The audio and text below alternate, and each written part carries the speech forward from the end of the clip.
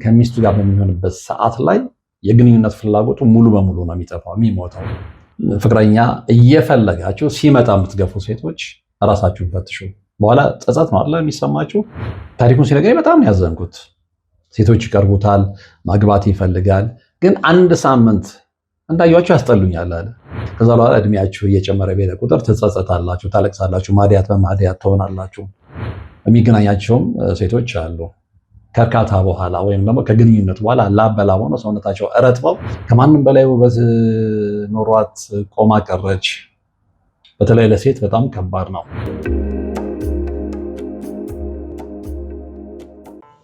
የአጋስተ ቅድስት ሥላሴን 17 ዓመት በሙሉ በጭራሮ ግድግዳ መቆም መስማት ለተዋህዶ ልጆች ልብ የሚሰብር ትልቅ ሐዘን ነውና እጃችሁን ዘርጉ ባልነው መሠረት አላሳፈራችሁንም። ፈጣን ምላሻችሁ የቅድስት ሥላሴን ቤት እንድንሠራ ያሰብነውን እንድንፈጽም ኃይልና ብርታት ሆኖን ይኸው መሠረቱን ጀምረናል። የረዳችሁንን ሁሉ እያመሰገን አትርሱን ያሉ አባቶችን ምርቃት አስቀድመን ጅምሩ ከፍጻሜ እንዲደርስ አሁንም አብራችሁን ሆኑ ስንል እንማጸናለን። አብረን እንደጀመርነው አብረን እንጨርሰዋለን። ድጋፋችሁ አይለየን። በድጋሚ በአባቶች ስም እናመሰግናለን። የአጋስተ ቅድስት ሥላሴ ቤተ ክርስቲያን አሰሪ ኮሚቴ።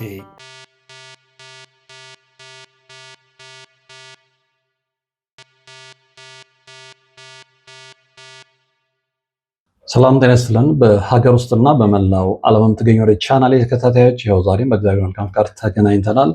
ለዛሬ እንግዲህ የብዙዎች ጥያቄ የሆነውን እንዲሁም ደግሞ ብዙዎች በዛ ጉዳይ ላይ ማወቅ የሚፈልጉትን ርዕስ ነው ይዤ የመጣሁት። እንግዲህ ብዙዎቻችሁ እንደምታውቁትም በአንዳንድ መንፈሳዊ መርሃ ግብሮችም ላይ እንደተከታተላችሁት አንዳንድ ሴቶች ምናልባትም ብዙ ሴቶች ትዳር መያዝ እየፈለጉ ከማንም የተሻለ ውበትም መተዳደሪያም እያላቸው ትዳር ሲርቃቸው ይታያል። ወንዶችን መቅረብ አይፈልጉም። እነሱም ቢቀርቡም ደግሞ የፍቅር ጊዜያቸው ከአንድ ሳምንት ወይም ከሁለት ሳምንት ላይዘል ይችላል። ይሄ ደግሞ በስነ ልቦና ላይ የሚያሳድረውን ተጽዕኖ መገመት አይከብድም። አንደኛ ማህበራችን የሚያሳድረው ተጽዕኖ አለ። ማህበረሰባችን የሚያሳድረው ተጽዕኖ አለ። ከማንም በላይ ውበት ኖሯት ቆማ ቀረች። በተለይ ለሴት በጣም ከባድ ነው። ከዛ ጀርባ ያለውን ችግር ግን ማንም ሰው አይገነዘብም። ራሷ የችግሩ ሰለባም ጭምርና ይሄንን ነው ዛሬ የምነግራችሁ። ለምንድን ነው ትዳር የሚርቃችሁ? ለምንድን ነው ፍቅረኛ የፈለጋችሁ ፍቅር የማይሳካላችሁ? ብዙ ሴቶች በጣም መልከ መልካም ሆነው መተዳደሪያ ገንዘብ ኖሯቸው የተማሩ ሆነው ከነሱ በጣም በትምህርትም በሀብትም በውበት የሚያነሱ ሴቶች የተሳካ ትዳር ሲመሰርቱ፣ እነዚህኞቹ ግን ከማንም በላይ ውበት ኖሯቸው መተዳደሪያ ኖሯቸው የተማሩ ሆነው ለምንድን ነው ትዳርና ፍቅር የሚርቃቸው የሚለውን እንመለከታለን። ወንዱም ላይ እንደዛው ነው። የተሻለ ስልጣን ኖሮት የተሻለ ደሞዝ ኖሮት የተማረ ሆኖ ትዳር ጋር ሲመጣ ትዳር አይሳካለትም። ሴቶችን ይቀርባል፣ ወዲያው ሊሰለቹት ይችላሉ፣ ወይም ደግሞ የቀረባቸው ሴቶች ወዲያውኑ ሊሸሹት ይችላሉ። ይሄም ወንዱ ላይ የሚያሳድረውን ተጽዕኖ ቀላል እንዳልሆነ መገመት አይከብድም። ግን ከወንዱም ከሴቱም የትዳር መራቅ የትዳር መዘግየት ጀርባ ያለው ስውር እጅ ምንድን ነው የሚለውን ነው ዛሬ የምንመለከተው። በነገራችን ላይ ምን ኃይሎቻችሁ ስለ ራሄሎ መንፈስ ትዳርን ስለምትከለክለው የፍቅር ህይወትን ስለምታሰናክለው የራሄሎ መንፈስ ምን ኃይሎቻችሁ ታውቃላችሁ? እሱን ነው የምነግራችሁ። እና በራሄሎ መንፈስ የተያዘ ወንድም ሆነ ሴት የሚታይባቸውን ምልክቶች ነግራችሁና በዛ መነጽር ራሳችሁን ትገመግማላችሁ ማለት ነው። እንግዲህ ራሄሎ በኢትዮጵያ የባህል እምነትና በዛር መንፈስ ተዋረድ ውስጥ በጣም ታዋቂ እንዲሁም ደግሞ ተጽዕኖ ፈጣሪ ሴት ዛር እንደሆነች ትታወቃለች። ከዛም ውጭም እንግዲህ የዛር ንግስት ወይም ደግሞ የሴት ዛሮች መሪ ብለው የሚጠሯትም አሉ፣ ይህችን መንፈስ ማለት ነው። እና እንግዲህ ማንነትና ደረጃዋን እንደሚከተለው በዝርዝር እንመለከታለን ማለት ነው። ራሄሎ እንግዲህ በታሪክ እንደሚታወቀው ውብ፣ ባለ ግርማ ሞገስ ኩሩ ተደርጋ ነው የምትሳለው ማለት ነው። እንግዲህ በመናፍስቱ ዓለም ውስጥ 7 የዛር ነገስታት አሉ። ከነዛ ውስጥ አንደኛዋ ነች ተብሎ ነው የሚታመነው ማለት ነውና ብዙ ጭፍራዎችም አሏት። ይሄ ማለት ምንድነው? ተከታይ መናፍስት አሏት። እንግዲህ አንዳንዶች አመጣጧን በተመለከተ ከየት መጣች የሚለውን ሲናገሩ ከቀይ ባህር አካባቢ እንደመጣች የሚናገሩም አለ። የለም ከቀይ ባህር አካባቢ አይደለም ከአረብ ሀገራት ነው የመጣችው ብለው የሚናገሩም አሉ። እነማ አንዳንዶቹ ስሟ ራሱ ከዕብራይስጥ ራሄል የመጣ ቢሆንም በዛር ባህል ውስጥ ግን የተለየ ማንነት ነው የሰጧት። ዞሮ ዞሮ ከየትም ትምጣ ከየትም ትልቁ ነገር በወንዶችም በሴቶችም ላይ የምታሳድረው ተጽዕኖ ነው መታየት ያለበት እና ከዛ ተጽዕኖስ ባሻገር እንዴት ነው መውጣት የሚቻለው? ተጽዕኖን ሰብሮ መውጣት የሚቻለው ከዛ መንፈስን መገላገል የሚቻለው ከዛ በኋላ ትክክለኛ ጤነኛ ትዳርን መስርቶ መኖር የሚቻለው እንዴት ነው የሚለውንም አብረን ነው የምንመለከተው። ስለዚህ በዚህ መርሃ ግብር ውስጥ እንግዲህ ትዳር የሚከለክለውን የራሄሎ መንፈስ ምልክቶችንና አስገራሚ እውነታዎችን እንቃኛለን ማለት ነው። በዚህም እንግዲህ የርኩስ መንፈስ ባል ወይም ደግሞ ሚስት ሲጸናወታቸው የርኩስ መንፈስ ባል ሴቶችን ሲጸናወት፣ የርኩስ መንፈስ ሚስት ደግሞ ወንዶችን ስትጸናወት የሚታዩ ምልክቶች ምንድናቸው የሚለው በጣም ወሳኝ የሆነ ርዕስ ነው። ምክንያቱም ከዛ ላይ ተነስተን ነው ራሳችንን የምንገመግመውና በስፋት በዝርዝር እንመለከተዋለን ማለት ነው። እንግዲህ ራሄሎ ከትዳር ጋር ያላት ግንኙነት ምን ይመስላል? ትዳር ከልካይነቷ እንዴት ነው የሚገለጸው የሚለውን ነው በተከታይነት የምንመለከተው። እንግዲህ ራሄሎ ትዳር ትከለክላለች ተብሎ ከሚታመንበት ዋነኛው ምክንያት ቅናት ነው። ይሄ ምንድነው? መንፈሳዊ ባልና ሚስት የሚለውን በደንብ እንመለከታለን። እንግዲህ አንድን ግለሰብ ራሄሎ መንፈስ በቁጥጥሯ ስር ስታደርግ በቃ ያ ሰው የኔ ብቻ ነው ብላ ነው የምታስበው። ብዙ ጊዜ የፈውስ አገልግሎት የሚሰጥበት ቦታ ላይ የራሄሎ መንፈስ ያለባቸው ሰዎች ላይ አድራ ስትናዘዝ ሰምታችሁ አታውቁም? ወንድም ቢሆን ልክ የራሄሎ መንፈስ እንድትናገር ፈውስ አገልግሎት የሚሰጠው ሰው ሲያናዝዛት ወንዱ ሲናገር በቀጭን ድምፅ ኮምፕሊትሊ ድምፁ ተቀይሮ ነው። ስለዚህ ወንዱ ልጅ ሲናገር እንደ ሴት ሆኖ ነው ማለት ነው። ያ የራሄሎ መንፈስ እላዩ ላይ ያለ ሰው ነው እንደዛ የሚናገረውና የኔ ብቻ ነው የሚል ስሜት ነው ያላት እና ያ ስሜት ስላላት እንግዲህ ሰዋዊ ትዳር እንዳይመሰረት እንቅፋት ትሆናለች ማለት ነው። እና ሌላው የእሷ ትልቁ ባህሪያት መለያ ባህሪ ምንድነው? የማራራቅ ባህሪ ነው። ሰውየው ወይም ደግሞ ባል ከሚስት ጋር እንዳይኖር፣ ሚስት ደግሞ ከባሏ ጋር እንዳትኖር የማራራቅ ባህሪ አላት። ምክንያቱም ቀናተኛ ነች ብለናል። በአንድ ሰው ላይ ስታርፍ ወይም ደግሞ ስትሰፍር የሰፈረችበት ሰው ወንድ ከሆነ ሴት አይቀርብም። የሰፈረችባት ሴት ከሆነች ወንድ መቅረብ አትችልም። በብዛት ግን ወንዶች ላይ ነው የምትታየው።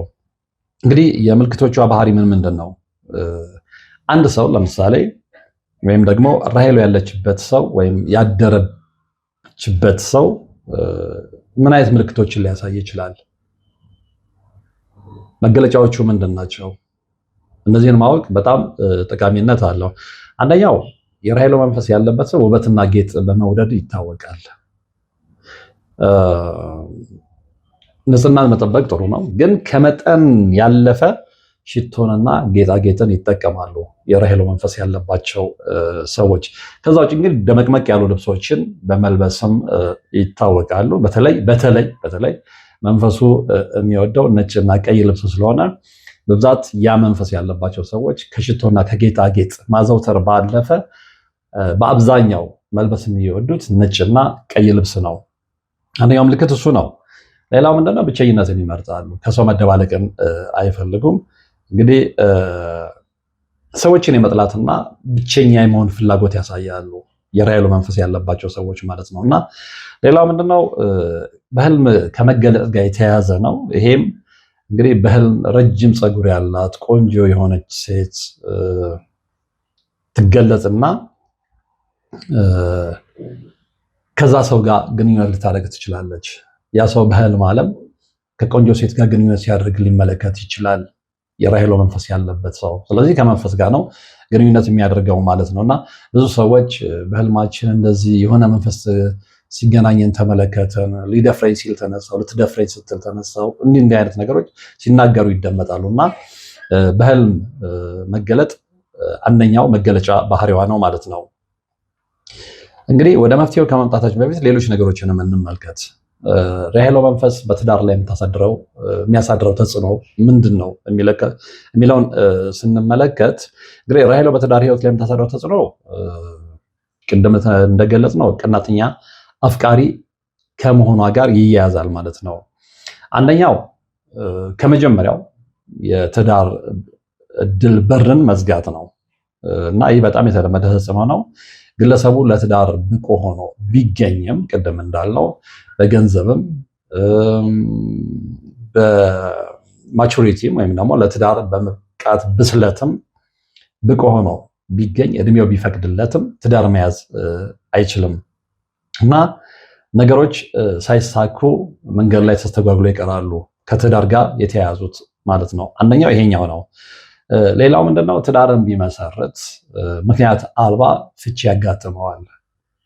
በራሄሎ መንፈስ የተጠቃን ሰው ትዳር ከመሰረተ በኋላ ትዳሩ ጭቅጭቅ የሞላው ነው፣ መስማማት አይኖርም። ስለዚህ ትዳሩ ሊበተን ይችላል። ትዳሩ የተበተነበት ምክንያት ምንድን ነው ብላችሁ ብትጠይቁት አሳማኝ የሆነ ምክንያት ሊያቀርብላችሁ ይችላል። ምክንያቱም ያ ሰው ምናልባት እሱም ላያውቀው ይችላል። ያንን ማለት ነው የራሄሎ መንፈስ እላዩ ላይ እንዳለችና በዛ የተነሳ ትዳሩ እንደተበተነም ላያውቅ ይችላል። በተለይ ደግሞ መንፈሳዊ ሕይወቱ ልል ከሆነ ማለት ነው።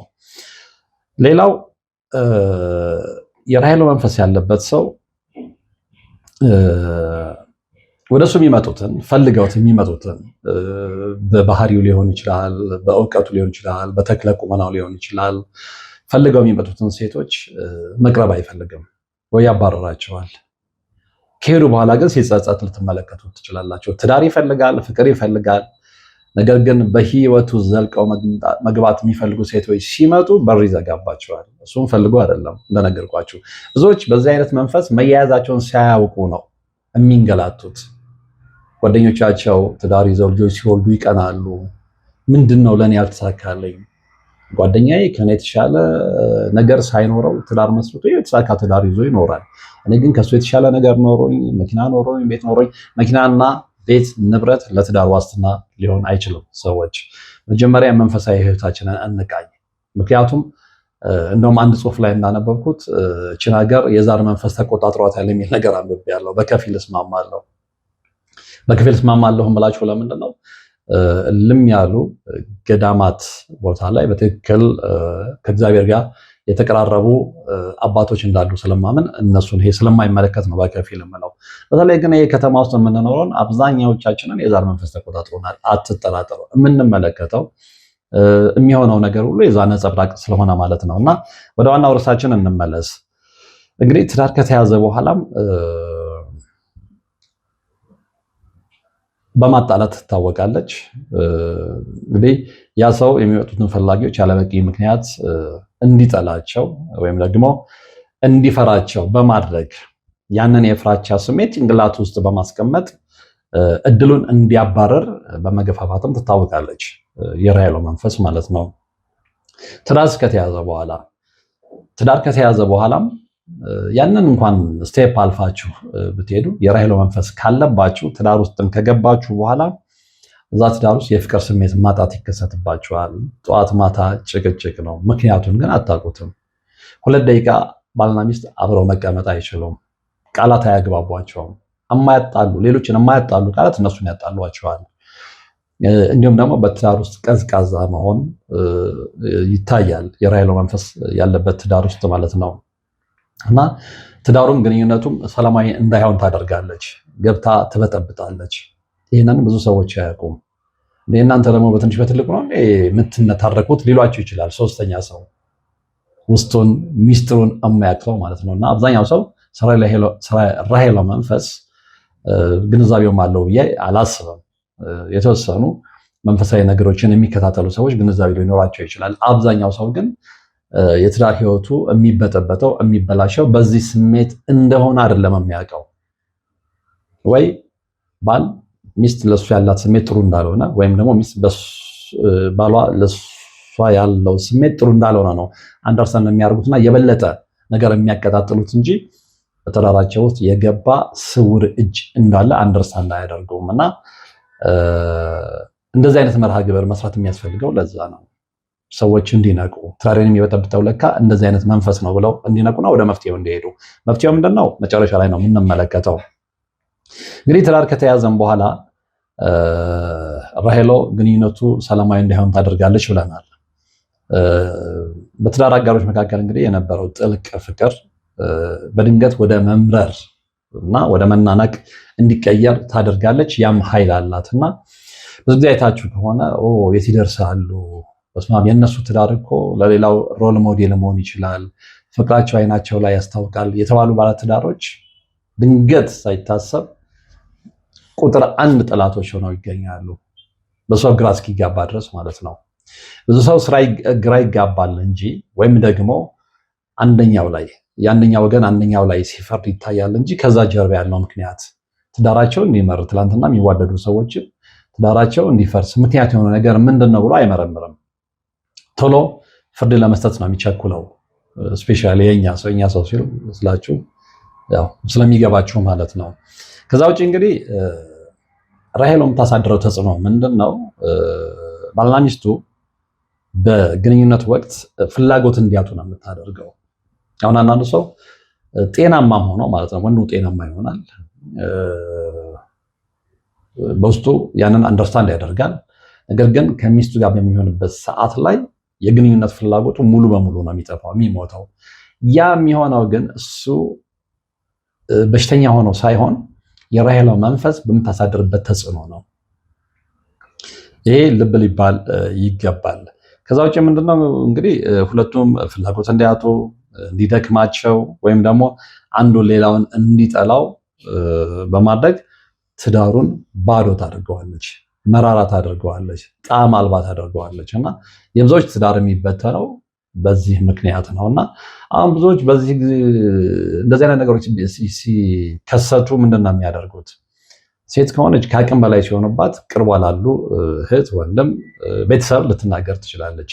ከዛ በኋላ ያ ቤተሰብ የሚያስበው ምንድነው? አይ ልጃችንን ጠልቷታል ወይም ደግሞ ውጪ ሌላ ነገር ለምዷል በሚል በማያውቀው ነገር ወንዱን ሲጠምድ ነው የሚታየው እንጂ ምንድነው ችግሩ ብሎ ቁጭ ብሎ ሁለቱንም አናግሮ ምናልባት ከውስጥ መንፈሳዊ ብስለት ያለው ሰው ነው ይሄ እኮ ላይሆን ይችላል፣ ይሄ የሆነው ትዳራችን የተበላሸው በዚህ ምክንያት ነው ብሎ የሚያስረዳ ሰው ያስፈልጋል።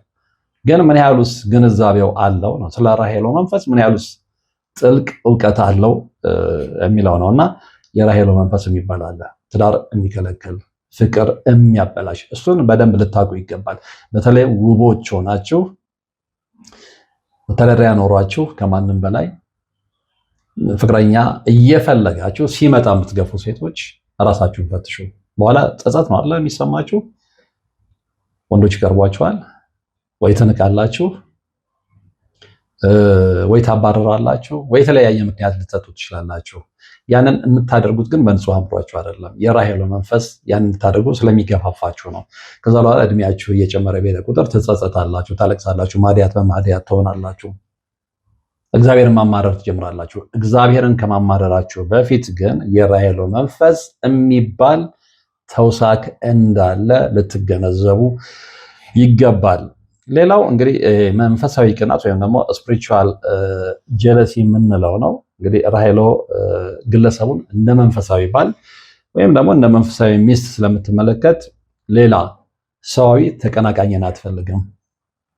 ይሄ ማለት ምንድነው?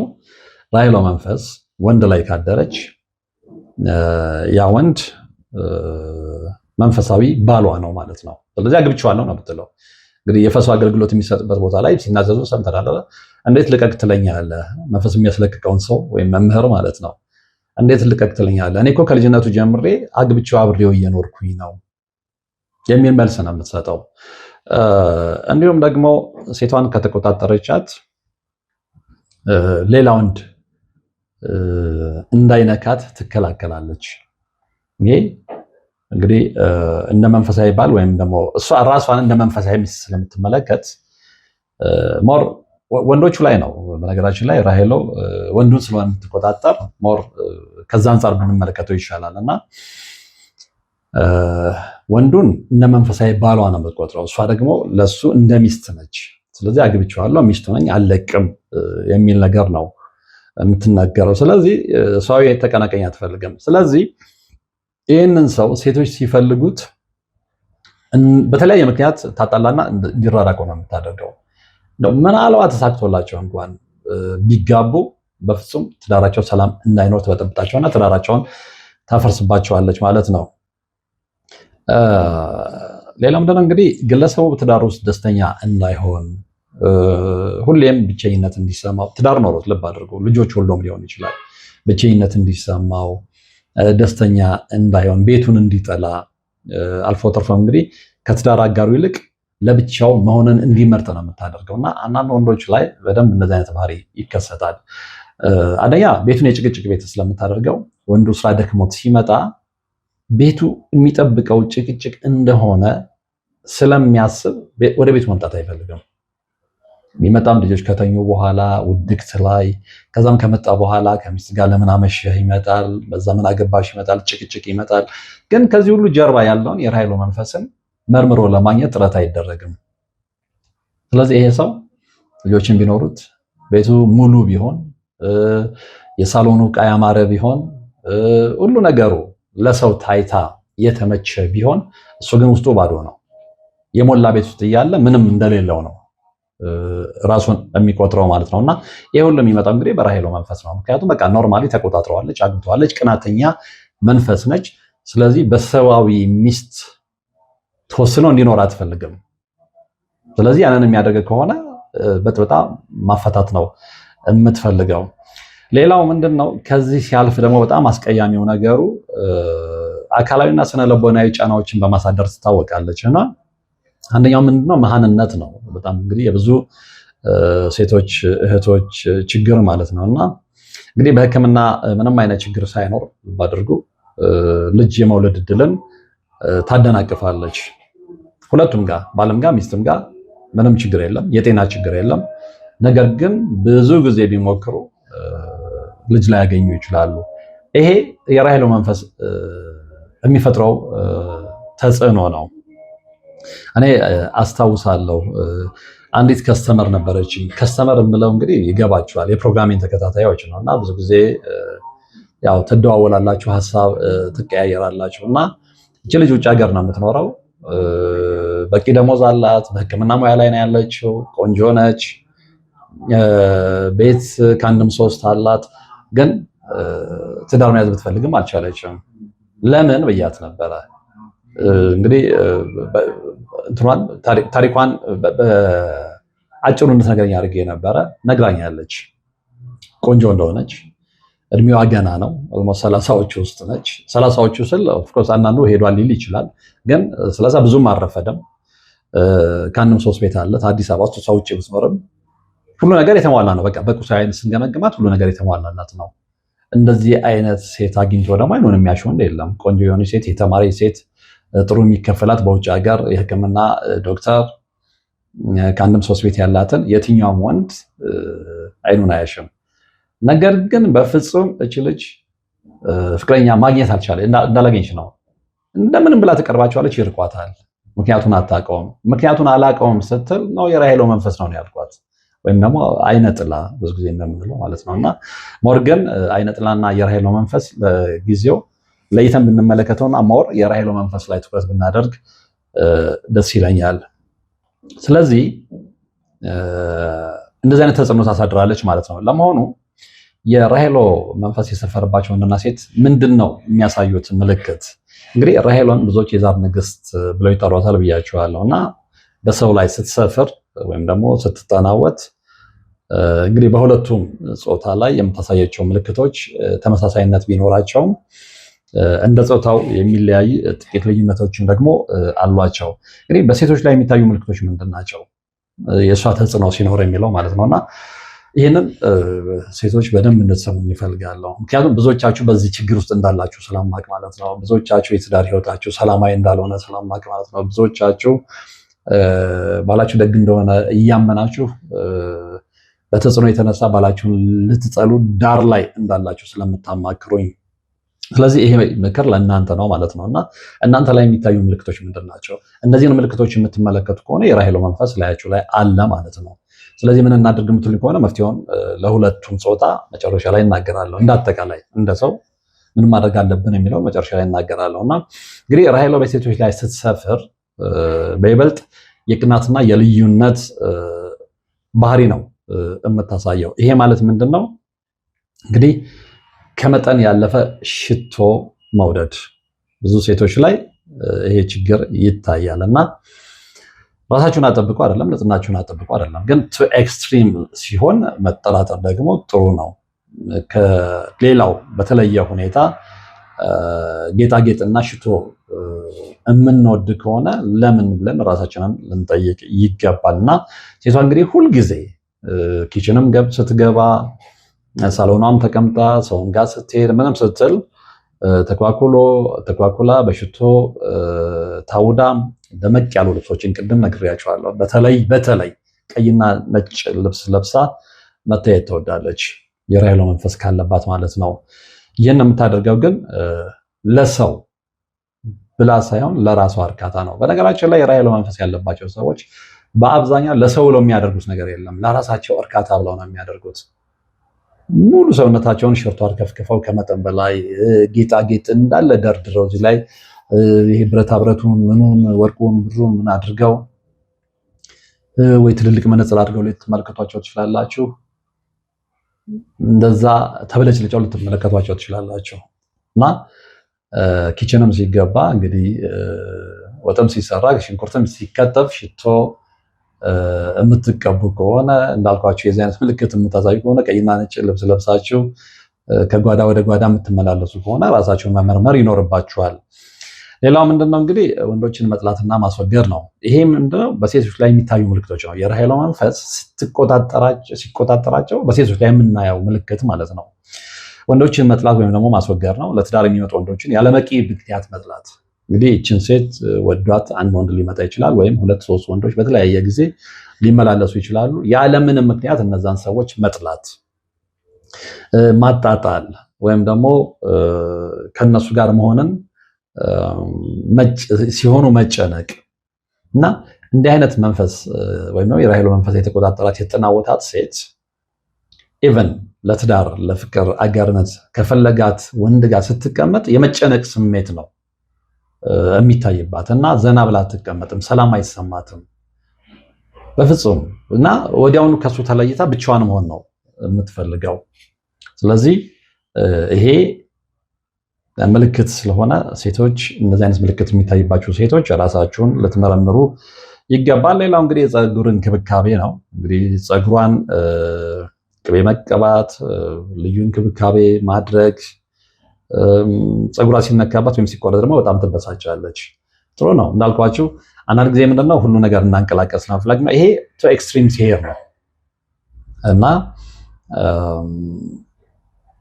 እንደዚህ አይነት ሴቶች ፀጉራቸው ሲነካባቸው ወይም ደግሞ ሲቆረጥባቸው በጣም ነው የሚበሳጩት። ስለዚህ ለፀጉራቸው የተለየ ውበት አላቸው ነው። ሌላው የሚታይባቸው ምልክት ምንድነው? የራሄሎ መንፈስ የተቆጣጠረቻቸው ሴቶች ብቸኝነትና መከፋት ይታይባቸዋል። ሁሉም ነገር ኖሯቸው እንግዲህ ከላይ እንደተመለከተው ሁሌ ሽቶ የሚወዱ ናቸው። ሁሌ በቀይና በነጭ ልብስ የሚደምቁ ናቸው። ሁሌ ላያቸው ላይ ወርቅና ብር የማይጠፋባቸው ናቸው። የሚብለጨለጩ ራሳቸው በጣም ቲፕ ምንለው አይነት ማን ገጽታ ያላቸው ሰዎች ናቸው። እንደዛም ሆኖ ግን የውጭ መብለጨለጫቸው የውስጥ መከፋታቸውን መደበቅ አይችልም። ብዙ ጊዜ ብቸኝነት ይሰማቸዋል፣ ይከፋሉ እና በሰው መካከል ሆነው እንኳን ብቸኝነት ነው የሚሰማቸው እና በሀሳብ ይባክናሉ። በሰው መሃል በቤተሰብ መሃል ሆነው ለብቻ መሆንን ይመርጣሉ። አልፎ አልፎ ደግሞ ያለ ምክንያት ያለቅሳሉ እና እነዚህ ምልክቶች የሚታዩባቸው ሴቶች የራሄሎ መንፈስ ያለባችሁ ናቸው። ከመጠን ያለፈ ጌጥና ሽቶ መውደድ፣ ወንዶችን መጥላት ወይም ደግሞ ማስወገድ፣ የፀጉር እንክብካቤ መጠን ያለፈ እንዲሁም ደግሞ ብቸኝነትና መከፋት፣ እነዚህ ነገሮች የሚታዩባችሁ ከሆነ ራሳችሁን መርምሩ። የሴቶችን አየን። እሺ ወንዶች ላይ ምንድን ነው የሚታየው ምልክት? የራሔል መንፈስ፣ ትዳር ከልካዩ መንፈስ፣ ፍቅር ከልካዩ መንፈስ የተጠናወተው ወንድ የሚታይበት ምልክት ምንድን ነው? እንግዲህ በዚህ ደግሞ ወንዶች ራሳቸውን እንድትፈትሹ እፈልጋለሁ። ብዙዎች ትደውሉልኛላችሁ። እኔ እንደውም አንድ በጣም ቶፕ ቦታ ያለ ሰው ማንነቱ መግለጽ አያስፈልግም ካለበት ደረጃ አንጻር በጣም መልካም ነው። አግኝቼዋለሁ፣ በአካል አግኝቼው አብሮቼዋለሁ እና ወናው እንደምትሉት ነው። ጥሩ ቦታ ነው ብቻ አይደለም፣ በጣም ሃይ ፖዚሽን ያለው ሰው ነው። በፍጹም ግን ትዳር መያዝ አልቻለም እና ሲጨንቀው ነው። እንደውም አላገኘህም ብየው አንዳንድ ጊዜ በአካል ሰው ማግኘት አደጋ ስላለው ማለት ነው ነገር ግድ የለ ምናምን በዛ ኤኒዌይ ተገናኘን፣ ቁርስ እየበላን አወራን። ታሪኩን ሲነግረኝ በጣም ያዘንኩት። ሴቶች ይቀርቡታል፣ ማግባት ይፈልጋል፣ ግን አንድ ሳምንት እንዳያቸው ያስጠሉኛል አለ። ወይም ደግሞ አንድ ሳምንት አብሬያቸው ቆይቼ ወይ ይጠሉኛል አለ። ስለዚህ የራሔል መንፈስ ስለተቆጣጠረችው ሰዋዊ ትዳሩን አትፈልግም፣ ሚስት እንዲያገባ አትፈልግም። አግብተዋለች። ያንን ነው ቀጥታ የነገርኩት። እንደውም እነዚህ አብራርጬ አልነገርኩትም። የራሔል መንፈስ ተቆጣጥራለች አይደለም ያልኩት። አይነ ጥላ ሊኖርብህ ይችላል። አይነ ጥላ፣ ሴት አይነ ጥላ አንተን ከተቆጣጠረችና ካገባች ሰዋዊ ትዳሩን አትፈልገውም፣ ወይም ደግሞ አግብተህ እንድትኖር አትፈልግም። በቃ እድሜ ልክ አንተ ጋር ነው። ደነገጠ። መደንገጥ መፍትሄ አይሆንም። እንደውም ጸሎት ቤት አዘጋጅ ምናምን ብየው ቅዱሳን መጽሐፍ ታጋዛኛለህ ብለው ቀጠሮ ከያዝን በኋላ ጠፋ። አዶን ነው ምክንያቱም እንግዲህ አላውቅም። እና አይነት ገጠመኞችም ይኖራሉ ልላችሁ ፈልጌ ነው። እና ወንዶች ላይ የሚታዩ ምልክቶች ምንድን ናቸው? አንደኛ እንግዲህ ወንድ ላይ ስትሰፍር የራሔል መንፈስ ስትቆጣጠረው የሴትን ባህሪ ከማሳየት ይልቅ ግለሰቡን ከሴቶች የመነጠል ዝንባሌ ነው የሚታየው። ስለዚህ በሴቶች መከባብን ይጠላል። ሴቶች ሲከቡት ላብላብ ይለዋል። መናገር አይችልም። ጥላቻ ይኖርበታል እና ከነሱ ጋር ግንኙነት የፍቅር ግንኙነት ሲጀምር ይቸገራል። ግንኙነቱ ከገባም በኋላ እንኳን ሴቷን እንደ ጠላት ማየትና ቶሎ መለያየትን ይፈልጋል። ይህ አንደኛው በወንዱ ላይ የሚታይ ምልክት ነው። የራሔል መንፈስ ስትቆጣጠረው ወይም ደግሞ የራሔል መንፈስ ወንዱ ላይ ሲሰፍር ማለት ነው። ሌላው እንግዲህ ወንዱ ከመጠን በላይ ለንጽህናው መጨነቅ፣ ሽቶዎችን ማዘውተርና ልብሱ ላይ እንግዲህ ትንሽ ነጥብ የሆነ ቆሻሻ አለማየት ዝንባሌን ያሳያል። ራስን መጠበቅ ጥሩ ነው እንደነገርኳችሁ፣ ግን በጣም ኤክስትሪም ሲሆንና ደግሞ ሁሉ ነገር ላይ በቃ በትንሽ በትልቁ እንዲህ ምንድነው እና በተለምዶ የሚባል ነገር አለ፣ መሬት አይንካኝ የሚሉ አይነት ወንዶች ሲሆኑ ከባድ ነው። ብዙ ጊዜ አይታችሁ ከሆነ መሬት አይንካኝ የሚሉ ቂቅ ብሎ የሚለብሱ ሽቶ በጣም የሚያዘወትሩ በየቀኑ የሚኳኳሉ ከውሃ ውስጥ የሚያወጡ እንደዚህ አይነት ወንዶችን አይታችሁ ከሆነ ብዙዎችን ፈትሹ። ወይ ፍቅር ጓደኛ የላቸውም ወይ ትዳር የላቸውም፣ ቢኖራቸውም አይቆዩም። አሁን አንዳንድ ሰው ወረተኞች ስለሆኑ ነው፣ ራሳቸውን ከበቂ በላይ ስለሚወዱ ነው። ውስጣቸው ያለው የራሔል መንፈስ ነው እንደዛ እንዲያደርጉ የሚገፋፋቸው። ሌላው መቅበዝበዝ ይታይባቸዋል። ይህ ማለት ምንድነው? ስራቸው ላይ ትኩረት ያጣሉ እና መረጋጋት አይችሉም። በአንድ ቦታ ላይ ረግተው አይቀመጡም። ስለዚህ እነዚህ ሶስቱ የወንዶች ላይ የሚታዩ ምልክቶች የራሔል መንፈስ ሲሰፍርባቸው ወይ ሲጸናወታቸው የሚታዩ ምልክቶች ናቸው።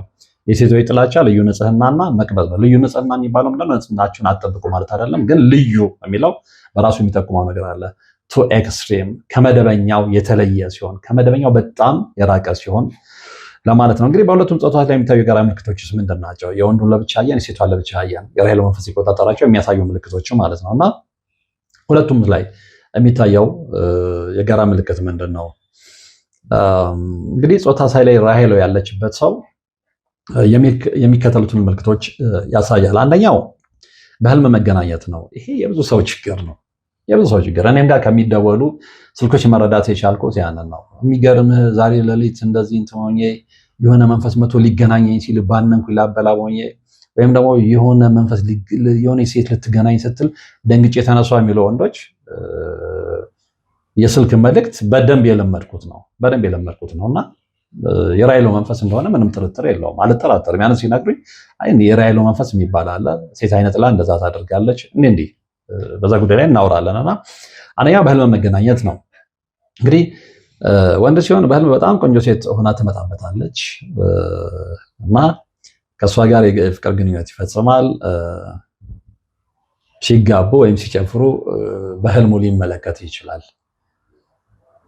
ሌላው ምክንያት አልባ ህመም ነው። ይሄ በነገራችን ላይ በህልም መገናኘት ወንዱ ላይ ብቻ ሳይሆን ሴቷም ላይ ይኖራል እና የሆነ ግዙፍ አካል ላይ ሆኖ በግድ ሊገናኘኝ ሲል ነቃው የሚሉኝ በርካታ ሴቶች አሉ። የሚገናኛቸውም ሴቶች አሉ።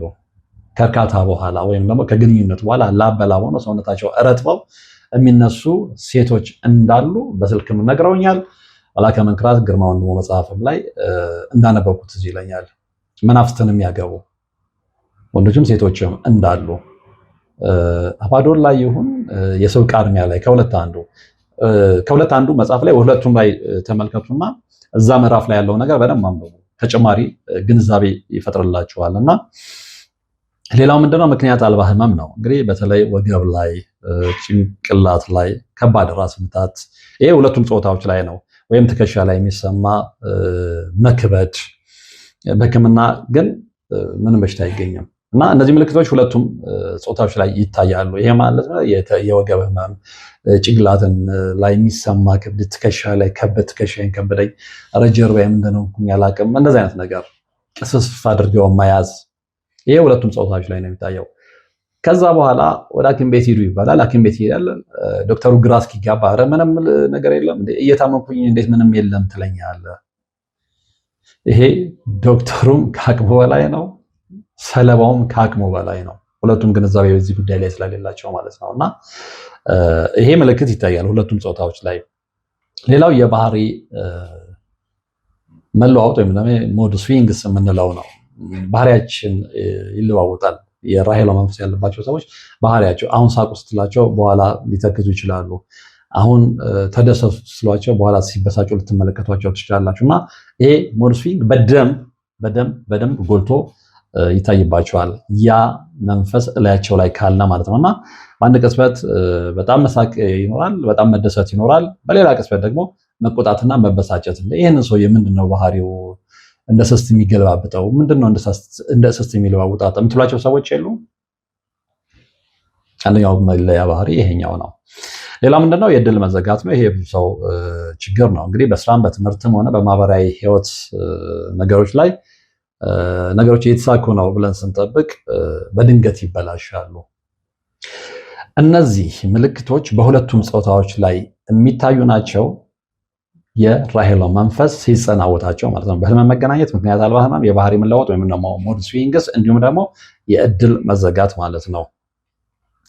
ይህንን ተመለከትን። ሌላው ከዚሁ ጋር ላክልላችሁ የምፈልገው ምንድነው መንፈሳዊ ባልና መንፈሳዊ ሚስት የሚለውን ነገር እንድንመለከተው አብሮ ስለሚሄድ ማለት ነው። እንግዲህ በመንፈሳዊ ዓለም በተለይም ደግሞ እኛ በምናውቀው ወይም ደግሞ በተማርነው ባደመጥነው ከመምህራኖቻችን በተገነዘብነው መንፈሳዊ ባል ወይም ደግሞ መንፈሳዊ ሚስት የሚለው ጽንሰ ሀሳብ እንግዲህ ከራሄሎ ጋር ጥብቅ ቁርኝት አለው። ቅድም እንደነገርኳችሁ ማለት ነው። መንፈሱ ስለሚቆጣጠር አግብቻታለሁ ነው የሚለው ወይም ደግሞ ከልጅነት ጀምሮ በቃ የኔ ሚስት ነች፣ ሌላ ሰው እንዲነካብኝ አልፈልግም የሚል መንፈስ አለ። እንዲሁም ደግሞ ሴቷን ማነው ወንዱ ደግሞ የራሄሎ መንፈስ ካለበት በቃ አግብቻለሁ ሚስቱ ነኝ እና ሌላ ሴት በፍጹም እንዳይ አልፈልግም። በነገራችን ላይ ቀናተኛ መንፈስ 7 ባሎቿን የገደለባትን ሴት ታሪክ መላከ መንክራት ግርማ ወንድሙ መጽሐፍ ላይ አንብቤያለሁ። ይህንን ግን ምን ያህሎቻችን እናውቃለን ነው። ትዳራችን ሲበጠበጥ ተበጠበጠ ብለን ጎራ በባልና ሚስት ዘመዶች ማለት ጎራ ከፍለን እንጣላለን እንጂ ምንድን ነው ብለን ወደ መፍትሄው አንሄድም። እና መንፈሳዊ ህይወታችን በደንብ ሊመረመር ይገባል የሚባለው ለዚህ ነው። ግን ችግሩ ምንድነው? እኛ እንደዚህ አይነት ነገር ከማዳመጥ ይልቅ የማይጠቅመን ለህይወታችን ምንም ጠብ የማያደርግ ቫልዩ አድ ወይም ደግሞ እንደዚህ አይነት ነገሮችን ነው ለመከታተል እንፈልገው። ኤኒዌይ እንግዲህ ሌላው ምንድነው ማወቅ ያለብን በዚህ ርዕስ ስር ራሄሎ እንዴት ሰዎችን ትቆጣጠራለች? እንዴት ነው ልትከሰትም? እንዴት ነው ወደ ሰዎች የምትመጣው? እንዴት ነው በሰዎች ላይ የምትሰፍረው የሚለውን ነገር ደግሞ እንመልከት። መግቢያ መንገዶቿ ምንድን ናቸው? አንደኛው ከቤተሰብ ወይም ከአባትና ከእናት በሚመጣ የዛር መንፈስ ነው። ይሄ ማለት እንግዲህ ቤት ውስጥ ሲመለክ የነበር የዛር መንፈስ ካለ ወደ ልጆች ሲዘዋወር በዛ መንገድ ትገባለች። ሌላው ምንድነው ከመጠን በላይ በውበት ሲኮራ ሽቶና ጌጥ ማዘውተር ሲመጣ በዛ በሽቶና በጌጡ መንፈሱ ሊማረክ ይችላል፣ በዛ ሊገባ ይችላል። ይሄንን በደንብ ልብ ልትሉ ይገባልና አሁን አንዳንዱ እንዴ ታዲያ ከሽቶና ከጌጥ ተለይተን ልንኖር ነው ወይ የሚል መጠይቅ ሊያነሳ ይችላል። አንዳንዱ ሰው ከሽቶና ከጌጥ ከሚል ላይ ምንም ነገርን ለማስተናገድ ፍቃደኛ የሚሆን አለ። እንግዲህ የሚመጣውንም ሪስክ አብሮ መቀበል ነው። የሰው ምርጫ ላይ አንገባም። ግን ምንድነው ይሄ ነገር እንዲህ ነው ብሎ መናገር ነው የኛ ፈንታ። ከዛ በኋላ የግለሰቡ ምርጫ ነው። ተጽዕኖውን ተናግረናል። የራይሎ መንፈስ ላይ ከመጣ ትዳር ይበተናል፣ የፍቅር ህይወት ይበላሻል እያለን ነው። ስለዚህ አይ ነው እኔ ከሽቶና ከጌጥማ አልለይም የምትል ከሆነ ምርጫ ያንተ ነው። ከዛ በኋላ የሚመጣውንም ደግሞ በርደን መሸከም ነው። አንደኛው በትውልድ በዘር የሚመጣ ነው እንደነገርኳችሁ፣ ከአባት ወይም ከእናት ሲመለክ ከነበረ የዛር መንፈስ ማለት ነው። ሌላው ግለሰቡ ወይም ደግሞ ግለሰቧ ከመጠን በላይ በውበቱ የሚኮራ ሁሌ በሽቶ የሚታጠብ ሁሌ ከሌላ የተለየ አለባበስ የሚለብስ በቀይና በነጭ ልብስ የሚደምቅ እንደዚህ አይነት ዝንባሌ ካለው በዛ መንፈሱ ሊማረክና ያንን ሰው ሊወደው ብሎም ደግሞ እዛ ሰው ህይወት ውስጥ ሊገባ ይችላል። ልቡ ላይ ሊቀመጥ ይችላል። አእምሮ ሊቆጣጠረው ይችላል። እና ይሄ በደንብ ማወቅ አለብን። ሌላው እንግዲህ መንፈሱ በህልም በተለያዩ አታላይ ምስሎች ይከሰታል። በጣም ቆንጆ ሴት ወይም ወንድ ሆኖ ማለት ነው። እና ይሄ በምናብ የምንመለከተው የለም ልክ እንደዛ ሆኖ ይከሰታል። እና ያንን እየመሰለ እንግዲህ ቃል ኪዳን እንዲገባ ወይም ደግሞ ግንኙነት እንዲፈጽም ማድረግ ነው። ይህ ምንድነው? በህልም ነው። ስለዚህ በዚህ መንገድ የራሄሎ በሰዎች ላይ ልትከሰት ትችላለች ነው። እንግዲህ ዋነኛ መገለጫዎች ውስጥ ምንድን ናቸው? ምልክቶቹ ማለት ነው። አንድ ሰው እንግዲህ መንፈሳዊ ባል ወይም ሲጸናወተው፣ ስፔሻሊ የራሄሎ መንፈስ ሲጸናወተው የሚከተሉት ነገሮች በብዛት ይታያሉ። እሱን ልብ ማለት ይኖርብናል። አንደኛው የህልም ግንኙነት ነው። አሁን እንደተነጋገርነው ማለት ነው። በህልማችን ጾታዊ ግንኙነት መፈጸም፣ ሰርግ መደገስ ሊሆን ይችላል። ከአንድ የማናውቀው ሰው ጋር እንደ ባልና ሚስት መኖር፣ ይሄ በህልማችን ነው። ሌላው ከሰዋዊ ግንኙነት መራቅ ነው በትክክለኛው መንገድ። እንግዲህ ብዙዎቻችን የፍቅር ጅማሬያችን ሃይስኩል ውስጥ ነው። ሃይስኩል ውስጥ የወደደችንን ሴት እግዚአብሔር ከፈቀደልን አብረን በፍቅር እናድርግና ወደ ትዳር ልንሄድ እንችላለን። ከዛ እድሜ ጀምራችሁ እንኳን ዩኒቨርሲቲ አብራችሁ ገብታችሁ ግራጁዌት አድርጋችሁ ወጥታችሁ ስራ ዓለም ላይ ተሰማርታችሁ እየተገናኛችሁ ወደ ትዳር ህይወት ልትገቡ ትችላላችሁ። ያንን ሰዋዊ ግንኙነት ራሄሎ መንፈስ ከተቆጣጣቻችሁ ጊዜ ጀምሮ ይበላሻል። እናንተ የምታስቡት የኤሌመንተሪ ህይወታችሁን ምናልባትም ኤሌመንተሪ ሊሆን ይችላል 8ኛ ክፍል የጀመራችሁት፣ ከዛ ሃይስኩል አብራችሁ ቆይታችኋል በፍቅር፣ ከዛ ስራ ዓለም ዩኒቨርሲቲ ህይወት አለ፣ ከዛ በስራ ዓለም ላይ ቆይታችኋል። በዚህ ጊዜ ሁሉ አልተለያያችሁም። አቤት የነሱ ፍቅር እኮ ሲያስቀና ትባላላችሁ። ከልጅነት ጀምርኩ በቃ በትምህርት ቤት ህይወት የተጀመረ ትዳርና ፍቅር ነው። አይለያያችሁ ተብላችሁም ተመርቃችሁም ሊሆን ይችላል። ከዛስ በኋላ ልክ ትዳር ውስጥ ስትገቡ ክፋቱ የራሄሎ መንፈስ ልትቆጣጠራችሁ ትችላላችሁ። በተለይ መንፈሳዊ ህይወታችሁ ልል ከሆነ ማለት ነው። ከዛ ላይ ያን ያህል ዓመታት የተደከመለት ፍቅር እንደ ቀላል ሲፈርስ ሲናር ልትመለከቱት ትችላላችሁ። ከዛ በኋላ ጸጸትን ታቅፋችሁ ነው የምትቀመጡት። እና ብዙ ሰው እንደውም ሰው የመጀመሪያ ፍቅረኛውን አያገባም ወይም ደግሞ የልጅነት ፍቅረኛውን አያገባም ይላል። ለምን የሚለው ነው መጠናት ያለበት። ሰዎች ለምንድን ነው የማያገባው? እግዚአብሔር ከፈቀደልን ለምንድን ነው የማያገባው? ግን ምክንያቶች ይፈጠራሉ።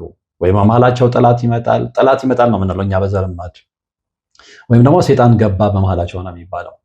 ነገር ግን ነው ኦፍኮርስ ሴጣን ገባ፣ ያው የራሄሎ መንፈስም ሴጣን ነው፣ ሌላ ምንም አይደለም። እና ከሰዋዊ ግንኙነት ማራቅ ነው አንደኛው መገለጫ ምልክቱ። ሌላው ምንድነው? ብቸኝነት ማፍቀር ነው። ቅድም ብለናል። ለብቻ መሆን መምረጥና በሰው መካከል ሆነው ሲሆኑ መጨነቅ ነው። ድካምና ዝለትም አንደኛው መገለጫ ነው። ጠዋት ከእንቅልፋችን ሲነሳ በጣም በደከመ ስሜት ውስጥ ሆኖ መነሳት፣ እንደ የተጫጫነ ስሜት ውስጥ መዘፈቅ። ይሄ እንግዲህ ምንድነው? በሌሊት እዛ አይነት መንፈስ ውስጥ ወይም ደግሞ ሲገለገሉ ነው የሚባለው። ሲገለገሉ ምንድነው እንግዲህ በህልማቸው ወንዱ ከሴት መንፈስ ጋር ሴቷም ከወንድ መንፈስ ጋር ግንኙነት ሲያደርጉ ሲደክሙ ስላደሩ መጧት በደከመ በተጫነው መንፈስ የሚነቁትና ድካምና ዝለት ሌላው መገለጫ ነው። ስለዚህ ሰመራይ ስናደርገው ዋነኛ መገለጫዎቹ 3 ናቸው። ህልም ግንኙነት አራት የህልም ግንኙነት፣ ከሰው ግንኙነት ማድረግ፣ ብቻነት ማፍቀርና ድካምና ዝለት ማለት ነው። እነዚህ ስንቶቻችሁ ላይ ይታያሉ? ራሳችሁን ገምግሙ። ትዳርን መከልከልን አይተናል፣ መሃንነትን አይተናል፣ በትዳር ውስጥ ቅዝቃዜ ፍሪጂዲቲ የምንለውን እሱንም ተመልክተናል። አሁን ዋናው እና መጨረሻው የምንሄድበት ነጥብ ምንድነው? እሺ ይህንን ሁሉ ነገር ተነጋገርን፣ ግን መፍትሄ አለ ወይ? ስለ ኃይሉ መንፈስ ነገርከን፣ ትዳር ስለሚከለክለው አስቀያሚ መንፈስ ነገርከን፣ ምልክቶቹን ነገርከን፣ አስገራሚ እውነታዎቹን ነገርከን፣ የርኩስ መንፈስ ባልና ሚስትን ሲጠናወቱን የምናያቸውን ምልክቶች ነገርከን። ስለዚህ መፍትሄው ምንድነው? አዎ እኔ በግሌ ይሄ ምልክቶች ይታዩብኛል የሚል ሰው ሊኖር ይችላል። ይሄን ፕሮግራም እየተከታተለ እናም ሐሳብ መስጫ ሳጥን ውስጥ ብታስቀምጡልኝ ደስ ይለኛል። ይሄ ምልክት አሁን የጠቀስኳቸው ምልክቶች የራሔሎ መንፈስ የተጠናወሰው ሰው የሚያሳያቸው ምልክቶች ብዬ የተናገርኩት ምን ያህሎቻችሁ ላይ ይታያል? ሐሳብ መስጫ ሳጥን ውስጥ አስቀምጡልኝ። መፍትሄው ምንድን ነው? እንግዲህ ብዙዎቻችሁ ማወቅ የምትጓጉትም ይሄንን ይመስለኛል። መፍትሄ ተብለው የሚታሰቡት ሁሌም እንደምንለው ባጭሩ የምነግራችሁ እንደ እምነቱ አይነት መፍትሄዎቹም ይለያያሉ። እኔ የምነግራችሁ ግን እኔ እንግዲህ የኦርቶዶክስ ተዋህዶ እምነት ተከታይ ስለሆንኩኝ ከዛ አንጻር ነው የምነግራችሁ። ስለዚህ አንደኛው በክርስትና ህይወታችን ንስሐ መግባት ነው። ንስሐ መግባት ከዛ ጸበል መጠመቅ ነው እና ደግሞ የበቁ አባቶች ጋር ሄዶ በዛ ጸጋ ያላቸው ሰዎች ጋር ሄዶ ያንን መንፈስ ማስወጣት ወይም ደግሞ ኤክሶርሲዝም ነው። ኤክሶርሲዝም በፊት ጀምሮ ሲሰራበት የነበረ ተግባር ነው እና ይህንን ማወቅ መቻል አለብን። ከዛ ቅዱስ ቁርባን መቀበልና እነዚህን ነገሮች አጥብቆ መያዝ ነው። ንስሐ መግባት፣ ጸበል መጠበቅ፣ መንፈሱን ማስወጣት ወይም ኤክሶርሲዝም ያልነው፣ እንዲሁም ደግሞ ቅዱስ ቁርባን መቀበልና በዚህ ህይወት መጽናት ነው። መፍትሄዎቹ እነዚህ ናቸው። ሌላ መንገዶች ይጠቆማል፣ እሱን አልጠቆማቸውም፣ ምክንያቱም ስለማልስማማበት ማለት ነው። እና በጣም በሚገርም ሁኔታ አንዳንድ ነገሮችን ሳነብ ያገኘሁት የጥናት ውጤት ምንድነው ለዚህ መፍትሄ የሚሆነው ኤኒዌይ አልጠቅሰውም። ትልቁ ነገር ይሄ ነው። በቃ ትልቁ ነገር ንስሐ መግባት፣ ጸበል መጠመቅ፣ መንፈሱን ማስወጣት እንዲሁም ደግሞ ቅዱስ ቁርባን መቀበል ነው። ከዚህ ውጪ ምንም መፍትሄ የለም። በተለይ ቅዱስ ቁርባን ላይ ዛሬ ወስደን ዝም ብለን መዘናጋባት አይደለም፣ ደጋግመን መውሰድ፣ ከጸበል አለመራቅ እንዲሁም ደግሞ ንስሐ መግባት ግድ ነው። በንስሐ መመላለስ ግድ ነው። ያ ሲሆን ነው ያንን መንፈስ ከላያችን ላይ ያስወግደን ትዳራችን ጤናማ እንዲሆን የጋብቻ ህይወታችን ጤናማ እንዲሆን ማድረግ የምንችለው። ያ ካልሆነ ግን ራሔሎ መንፈስ ሁሌም ስንጎዳ ለመኖር እንገደዳለን ማለት ነው። ይሄንን ደግሞ የበለጠ በዚህ ጉዳይ ላይ ግንዛቤ ማዳበር የምትፈልጉ እንግዲህ ይሄ የብዙ ሰው ችግር ይሆናል ብዬ ስለማመን ነው፣ የወንዶችም የሴቶችም ማለት ነው። እና አንደኛው በዚህ ጉዳይ ላይ የተሰሩ ቪዲዮዎች አሉ። የመልአከ መንክራትም የነቀሲስ ለማርያምም የሌሎቹ ማለት ነውና እሱን ብትመለከቱ በጣም ትጠቀማላችሁ። በዛ ላይ የራሔሎ መንፈስ አድራባቸው ሲፈወሱ የተናገሩት ሰዎችን ምስክርነት በደንብ አዳምጡት፣ ከራሳችሁ ህይወት ጋር ለማነጻጸር ስለሚረዳችሁ ማለት ነው። ከዛ ውጪ ከመናፍስት ጋር ስለመጋባት መልአከ መንክራት ግርማ ወንድሙ የጻፉት መጽሐፍ አለ። እሱን በደንብ አንብቡ፣ ትጠቀማላችሁ። አሁን ብዙዎቻችን ስለ መናፍስት መጋባት የሰው ልጆች ከመናፍስት ጋር ተጋብተው እንደሚወልዱ እንኳን ምንም አይነት ግንዛቤው የለንም። ስለዚህ ግንዛቤው ከሌለን ደግሞ ለመዳን ያለን እድል በጣም አናሳ ነው። ስለዚህ በዚህ ጉዳይ ላይ ያለንን ግንዛቤ እናዳብር። ከዛ በኋላ ወደ መፍትሄው መምጣት ይችላል። ወደ መፍትሄው ስንመጣ የምናገኘው እንግዲህ ይሄንን ነው።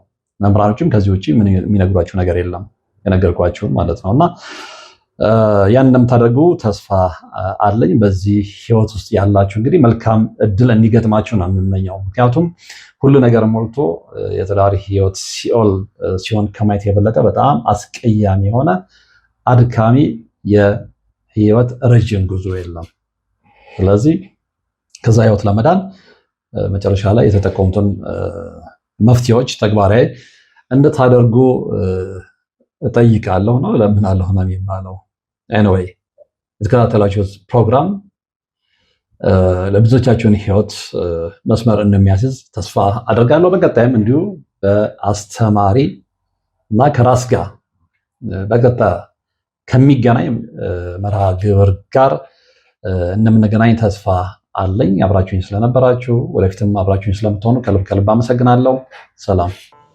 የአጋዕዝተ ቅድስት ሥላሴን 17 ዓመት በሙሉ በጭራሮ ግድግዳ መቆም መስማት ለተዋህዶ ልጆች ልብ የሚሰብር ትልቅ ሐዘን ነውና እጃችሁን ዘርጉ ባልነው መሠረት አላሳፈራችሁንም። ፈጣን ምላሻችሁ የቅድስት ሥላሴን ቤት እንድንሠራ ያሰብነውን እንድንፈጽም ኃይልና ብርታት ሆኖን ይኸው መሠረቱን ጀምረናል። የረዳችሁንን ሁሉ እያመሰገን አትርሱን ያሉ አባቶችን ምርቃት አስቀድመን ጅምሩ ከፍጻሜ እንዲደርስ አሁንም አብራችሁን ሆኑ ስንል እንማጸናለን። አብረን እንደጀመርነው አብረን እንጨርሰዋለን። ድጋፋችሁ አይለየን። በድጋሚ በአባቶች ስም እናመሰግናለን። የአጋዕዝተ ቅድስት ሥላሴ ቤተ ክርስቲያን አሰሪ ኮሚቴ